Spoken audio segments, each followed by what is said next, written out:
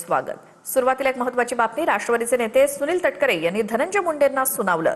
पत्रकार परिषदेमध्ये मंत्री बोलत असताना मध्ये बोलणं चुकीचं आहे, सर्वांनी संकेत पाळावेत, मंत्र्यांना समज दिली जाणार। बीडमधील सुनेत्रा पवार यांच्या पत्रकार परिषदेवरनं सुनील तटकरेंनी मुंडेंना सुनावलं।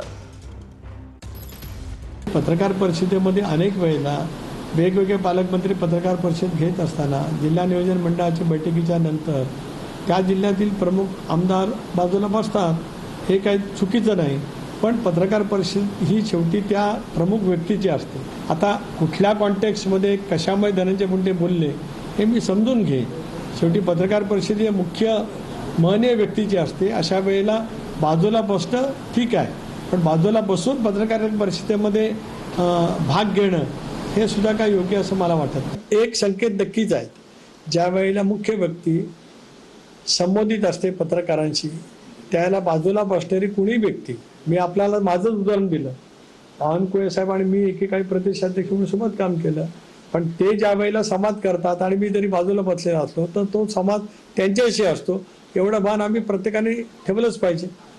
हे संकेत दोन्ही बाजूनी आहेत आणि आमचे सहकारी या बाबतीमध्ये नक्कीच यापुढे जबाबदारीने वागतील।